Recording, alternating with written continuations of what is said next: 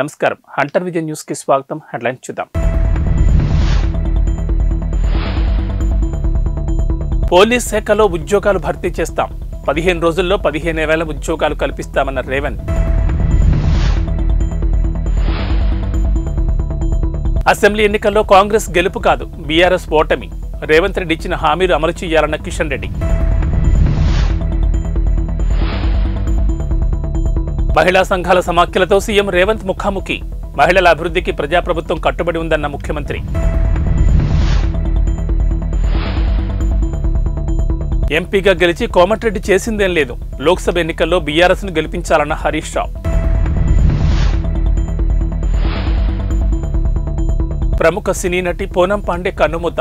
Cancer వ్యాధితో బాధపడుతూ మృతి. రాష్ట్రంలో పోలీస్ శాఖలో ఖాళీగా ఉన్న 15,000 ఉద్యోగాలను 15 రోజుల్లో భర్తీ చేస్తామన్నారు సీఎం రేవంత్ రెడ్డి.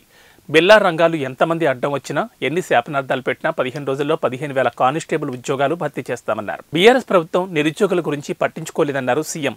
ఎంతసేపు తన కొడుకు బిడ్డల పదవుల గురించి ఆలోచించిన కేసీఆర్ నిరుద్యోగుల గురించి ఏనాడూ ఆలోచించలేదని విమర్శించారు.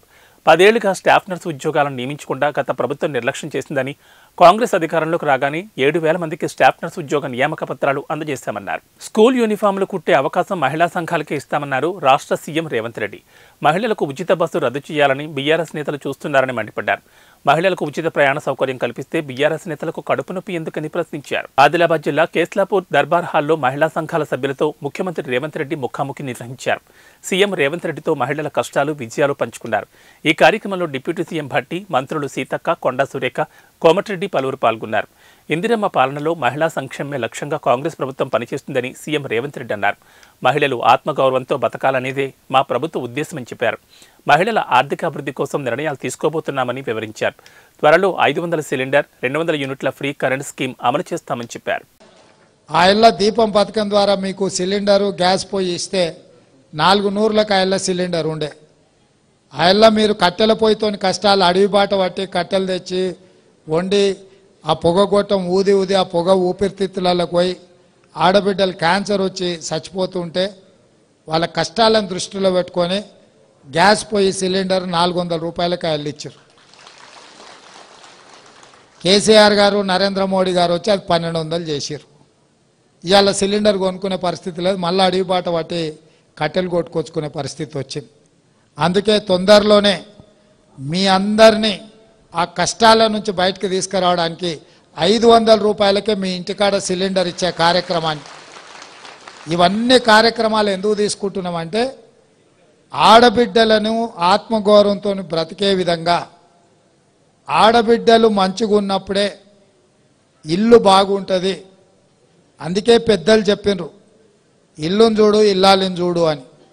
ఇల్లు ఉండే విధానాన్ని బట్టి ఇల్లాలు ఆలోచన కానీ ఇల్లాలు విధానము మనకు అర్థమవుతుందని తొందరలోనే మీకు 500 రూపాయలకే సిలిండర్ ఇవ్వడానికి మన కోశాధికారి, మన ఆర్థిక మంత్రి బట్టి విక్రమార్క గారు తొందరలోనే మనకు అనుమతి ఇవ్వబోతున్నాడు. తొందరలోనే ప్రియాంక గాంధీ గారిని పిలుచుకొని 1,00,000 మంది ఆడబిడ్డల్ని అందరం ఒక్క దగ్గర కూర్చొని ఈ 500 రూపాయలకే సిలిండర్ కార్యక్రమాన్ని కూడా మనం ముందుకు తీసుకెళ్దామని చెప్పి మీ అందరికీ నేను ఈ సందర్భంగా విజ్ఞప్తి చేస్తున్నా. అదేవిధంగా ఇంటి కరెంటు బిల్లు కూడా ఈరోజు విపరీతంగా వస్తుంది. కష్టపడి గ్రూపులలో మీరు మిగిలించుకున్నది కరెంటు బిల్లుకే పోతుంది. అందుకే తొందరలోనే 200 యూనిట్ల వరకు గత సంవత్సరం మీరు ఎంత విద్యుత్ వాడుకున్నారో రాబోయే సంవత్సరం ఆ స్థాయిలో మీకు ఉచితంగా ఇంటి కరెంటు బిల్లులు కట్టాల్సిన పని లేకుండా మీకు అందరు కూడా ఉచితంగా విద్యుత్ ఇవ్వాలని 200 యూనిట్ల వరకు. ఎందుకంటే కరెంటు బిల్లు పైసలు ఇంటి ఆమెనే కట్టమంటాడు. ఆయనకి ఏదన్నా వస్తే పోయి బెల్ట్ షాప్ కాడ ఇచ్చి వస్తాడు, కానీ కరెంటు బిల్లు అయితే కట్టాడు. అంతేనా? గత అసెంబ్లీ ఎన్నికల్లో బీఆర్ఎస్ కేసీఆర్ మీద ఉన్న కోపంతోనే ప్రజలు కాంగ్రెస్ ను గెలిపించారని అన్నారు బీజేపీ రాష్ట్ర అధ్యక్షుడు కిషన్ రెడ్డి. వాస్తవానికి ఇది బీఆర్ఎస్ ఓటమి తప్ప కాంగ్రెస్ గెలుపు కాదన్నారు. బీఆర్ఎస్ పోయి కాంగ్రెస్ అధికారంలోకి వస్తే ఏదో మార్పు వస్తుందని అనుకోవడం లేదన్నారు. ఎన్నికల టైంలో రేవంత్ రెడ్డి గ్రామాన తిరుగుతూ బీఆర్ఎస్ ఎమ్మెల్యేల మీద ఆరోపణలు చేశారని, కాంగ్రెస్ అధికారంలోకి వస్తే బీఆర్ఎస్ అవినీతిపై విచారణ చేస్తామని చెప్పారని, కానీ ఇప్పుడు డూప్ ఫైటింగ్ చేస్తున్నారని కిషన్ రెడ్డి ఎద్దేవా చేశారు. కేసీఆర్ సీఎంగా ఉన్న సమయంలో హైదరాబాద్ రింగు రోడ్డు చుట్టూ జరిగిన భూ లావాదేవీలపై విచారణ జరిపించాలని కిషన్ రెడ్డి డిమాండ్ చేశారు. వచ్చే పార్లమెంట్ ఎన్నికల్లో ప్రజలను బీజేపీని గెలిపించేందుకు సిద్ధంగా ఉన్నారని అన్నారు. అత్యధిక స్థానాలు తెలంగాణ నుంచి గెలుస్తామని కిషన్ రెడ్డి ధీమా వ్యక్తం చేశారు.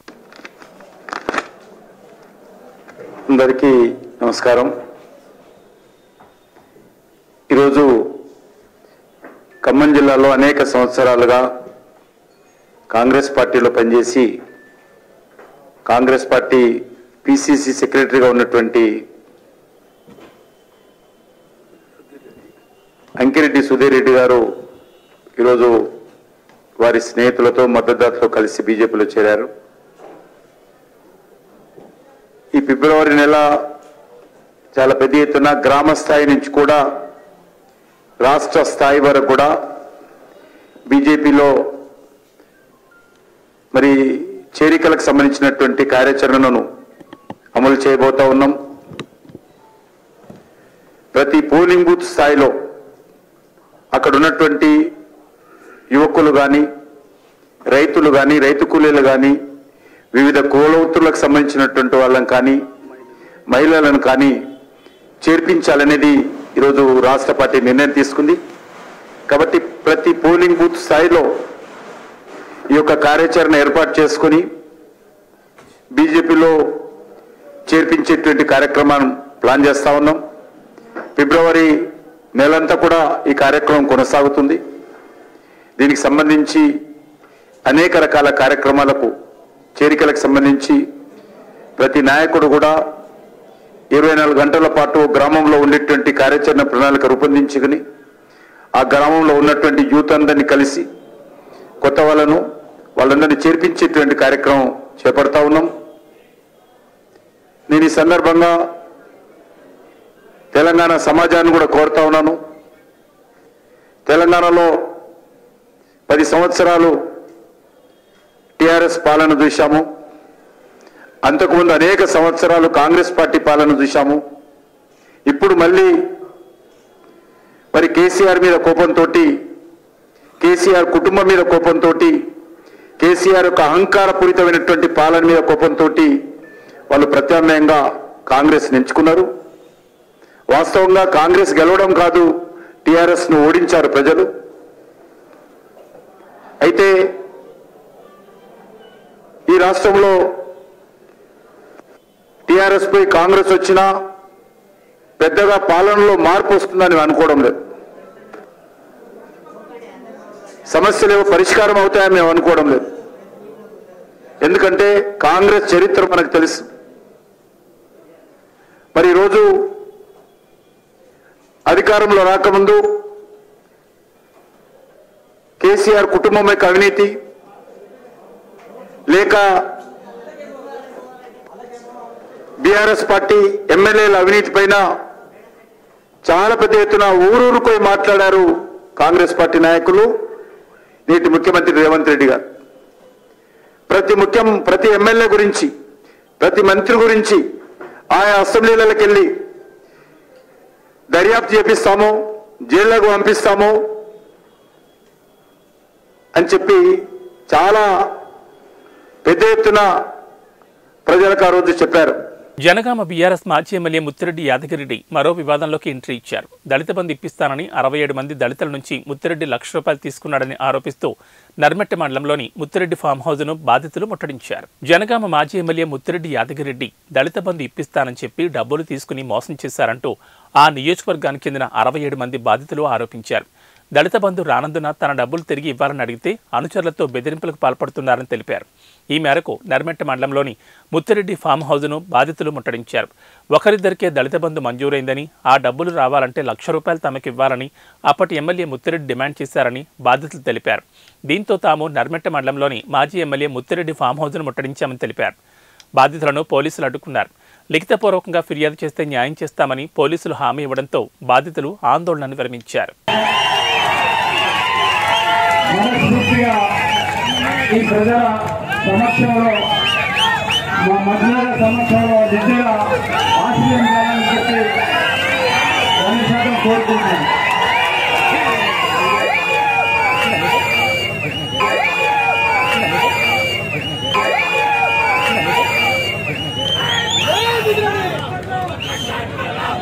భువనగిరి అసెంబ్లీ సెగ్మెంట్లో బీఆర్ఎస్ ఓటమిపై మాజీ మంత్రి హరీష్ రావు ఆసక్తికర వ్యాఖ్యలు చేశారు. శుక్రవారం భువనగిరి బీఆర్ఎస్ కార్యకర్తలతో హరీష్ రావు భేటీ అయ్యారు. గత అసెంబ్లీ ఎన్నికల్లో భువనగిరి స్థానంలో బీఆర్ఎస్ ఓడిపోతుందని అస్సలు ఊహించలేదన్నారు. అసెంబ్లీ ఎన్నికల్లో ఓడినా పార్లమెంట్ ఎన్నికల్లో భువనగిరిలో సత్తా చాటాలని శ్రేణులకు పిలుపునిచ్చారు. ఎంపీ ఎన్నికల్లో భువనగిరిలో బీఆర్ఎస్ గెలవాలని కార్యకర్తలకు సూచించారు. భువనగిరి ఎంపీగా కోమటిరెడ్డి వెంకటరెడ్డి 5 ఏళ్లు చేసిందేమీ లేదని విమర్శించారు. ఎన్నికల్లో కాంగ్రెస్ హామీ ఇచ్చిన 15,000 రూపాయల రైతు బంధు గురించి అడిగితే మంత్రి కోమటిరెడ్డి వెంకటరెడ్డి అహంకారంతో ప్రవర్తించారని మండిపడ్డారు. కాంగ్రెస్ ప్రభుత్వం ఎన్నికల్లో ఇచ్చిన అన్ని హామీలను అమలు చేయాలని మంత్రి హరీష్ రావు డిమాండ్ చేశారు. బీఆర్ఎస్ నేతలపై అక్రమ కేసులు పెట్టడం సరికాదన్నారు. కేసులకు బీఆర్ఎస్ నేతలు భయపడాల్సిన అవసరం లేదని, భవిష్యత్ బీఆర్ఎస్దేనని కార్యకర్తలకు హరీష్ రావు ధైర్యం చెప్పారు. గల్లీలో ఏ గవర్నమెంట్ ఉన్నా, ఢిల్లీలో ఏ గవర్నమెంట్ ఉన్నా బీఆర్ఎస్ ఎంపీలు మాత్రమే తెలంగాణ ప్రయోజనాల కోసం కొట్లాడగలుగుతారు, తెలంగాణ కోసం గొంతు విప్పగలుగుతారు, తెలంగాణ కోసం పోరాటం చేయగలుగుతారు. కాంగ్రెస్ బీజేపీలై వాళ్ళకు పార్టీల కోసం మాట్లాడతారు. వాళ్ళు ఈ దేశంలో ఒకరైతారు. కానీ మన ఎంపీలు అచ్చంగా తెలంగాణ కోసం నిలబడతారు, తెలంగాణ హక్కుల కోసమే పోరాడతారు.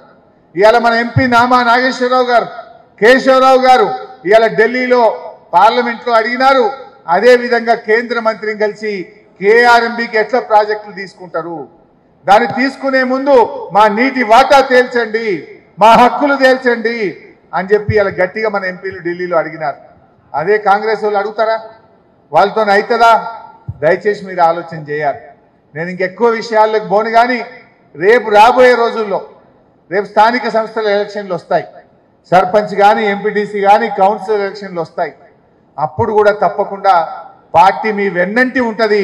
మిమ్మల్ని గెలిపించుకోవడానికి అన్ని రకాల సహాయ సహకారాలు కూడా అందజేస్తామని మనం చేస్తా ఉన్నాం.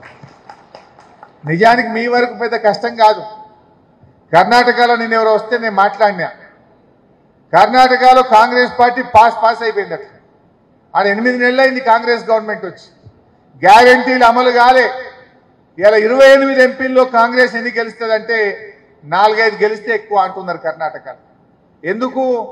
8 నెలలు అయింది, జనానికి కాంగ్రెస్ నిజస్వరూపం బయటపడ్డది. మన దగ్గర కూడా 2 నెలలు అయింది. ఇంకొక 6 నెలలు అయినాక గిట్ట పార్లమెంట్ ఎలక్షన్ వస్తేనా మజా ఉంటుండే. కానీ మీ ఎన్నికల వరకు మాత్రం 6 నెలలు అవుతుంది. ఎట్లా? మీరు ఎంపీటీసీ కౌన్సిలర్లు నిలే వరకు కాంగ్రెస్ వాళ్ళు ఊళ్ళలో తిరుగుడే కష్టమవుతుంది. వాళ్ళ హామీలు నిలబెట్టుకోకలేరు. వాళ్ళు ఆ హామీలు అమలు కాకపోతే తప్పకుండా ప్రజలు మిమ్మల్ని అందరినీ గుర్తుపట్టి పిలిచి బీఆర్ఎస్ పార్టీ నాయకులను గెలిపించుకునేటువంటి పరిస్థితి ఉంటుంది. భవిష్యత్తు మనకే ఉంటుంది. అందువల్ల మనము ధైర్యంగా ఉందాం. ఎవరికైనా ఏదైనా ఇబ్బంది వచ్చినా, అక్రమంగా కేసులు పెట్టినా, కార్యకర్తల్ని వేధించినా జగదీష్ అన్నకో శేఖర్ అన్నకో మీ జిల్లా అధ్యక్షులు వారికి చెప్పండి. పార్టీ అన్ని రకాలుగా మీకు అండదండగా ఉంటుంది. అవసరమైతే మేమే అందరం మీ దగ్గరికి వచ్చైనా మిమ్మల్ని కాపాడుకుంటాం, మీకు రక్షణగా నిలబడతాం. భయపడాల్సిన అవసరం లేదు. భవిష్యత్తు ఖచ్చితంగా మనకే ఉంటుంది. ఇది ఒక తాత్కాలికమైనటువంటి ఒక విరామం లాంటిదే. ధైర్యంగా పోదాం. మనం అధికార పక్షమైనా ప్రతిపక్షమైనా మనం ప్రజల పక్షాన్నే ఉందాం. అధికారంలో ఉంటే ఆ రోజు ప్రజలకు ఏం కావాలో చేసినాం. ఇవాళ ప్రతిపక్షంలో ఉంటే ప్రజలకు పక్షాన కాంగ్రెస్ ఇచ్చిన హామీలు అమలు చేసే విధంగా అటు అసెంబ్లీలో కొట్లాడదాం, ఇటు ప్రజాక్షేత్రంలో కూడా పోరాటం చేద్దాం. ఎప్పుడైనా మనం ప్రజల్ని వదిలిపెట్టేది లేదు. తెలంగాణ హక్కుల కోసం, తెలంగాణ ప్రయోజనాల కోసం, తెలంగాణ ప్రజల కోసం నిరంతరం మన పోరాటం మాత్రం కొనసాగాల్సిందే. మన పార్టీయే తెలంగాణ ప్రజల కోసం, ఈ రాష్ట్ర బాగోగుల కోసం పుట్టినటువంటి పార్టీ. అందువల్ల అధికార పక్షమైన ప్రతిపక్షమైన మన బాధ్యత మాత్రం ప్రజల పక్షమే. ప్రజల పక్షాన్నే పోరాటం చేద్దాం, కలిసి ముందుకు పోదాం. ఆంధ్రప్రదేశ్కు ప్రత్యేక హోదా, విభజన హామీల అమలు కోరుతూ ఆంధ్రప్రదేశ్ పీసీసీ అధ్యక్షురాలు వైఎస్ షర్మిల ఢిల్లీలో దీక్ష చేపట్టారు. ఏపీ భవన్లోని అంబేద్కర్ విగ్రహం ఎదుట రాష్ట్ర కాంగ్రెస్ నేతలతో కలిసి దీక్ష చేశారు. ఏపీకి 10 ఏళ్ల పాటు ప్రత్యేక హోదా కొనసాగిస్తామన్నారని, తిరుపతిలో జరిగిన సభలో ప్రధాని నరేంద్ర మోడీ ఈ మాట చెప్పారని, విభజన చట్టంలోని హామీలను ఎందుకు ఇప్పటికీ నెరవేర్చలేదని షర్మిల ప్రశ్నించారు. దుగ్గరాజపట్నం పోర్టు నిర్మిస్తామన్నారు. సీమాంధ్రను స్వర్ణాంధ్ర చేస్తామని ప్రధాని చెప్పారు. పోలవరం ప్రాజెక్టును పూర్తి చేస్తామని ప్రజలకు మాటిచ్చారు. ఇచ్చిన హామీలన్నీ ఏమయ్యాయని ప్రశ్నించారు. రాజధాని లేని రాష్ట్రంగా ఏపీ మిగిలిపోయిందన్నారు. కేవలం ఓటు బ్యాంక్ కోసం ఏవేవో మాయమాటలు చెప్పి వాటిలో ఏ ఒక్కటి నెరవేర్చలేదన్నారు. చివరికి విశాఖ స్టీల్ను ప్రైవేటీకరించాలని ప్రయత్నిస్తూ మరోసారి ఏపీ ప్రజలకు ద్రోహం చేయాలని చూస్తున్నారని షర్మిల విమర్శించారు.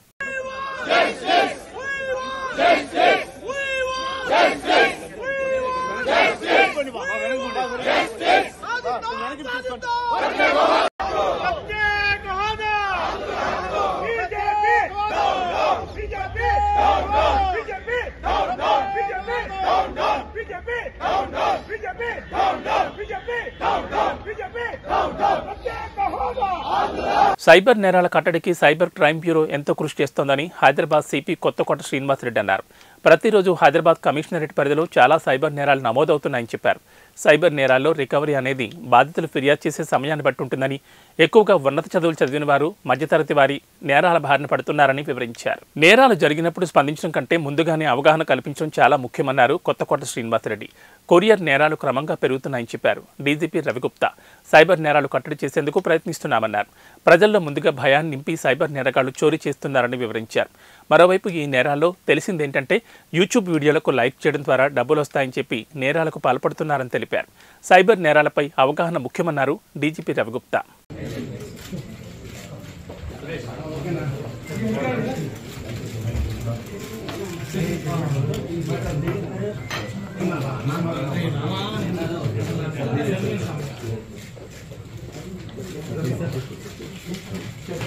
Thank you so much and thank you so much.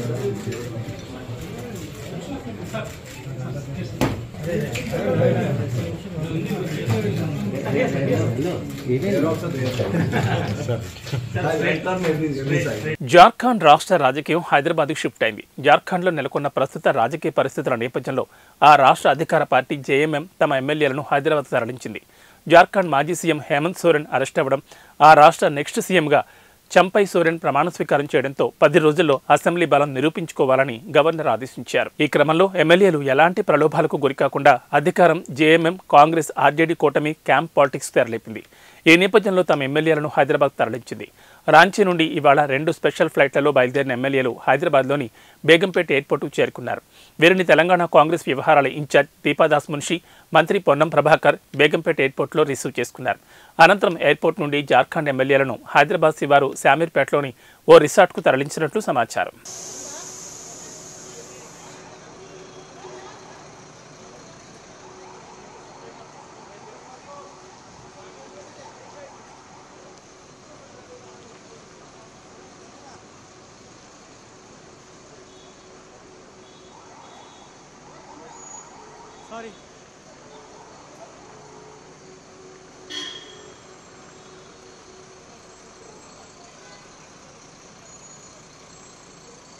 ఫ్యాన్స్లో, రాజకీయ వర్గాల్లో తమిళ ప్రజల్లో ఉన్న అనుమానాన్ని అగ్ర కథానాయకుడు దళపతి విజయం ఇవాళ నిజం చేశారు.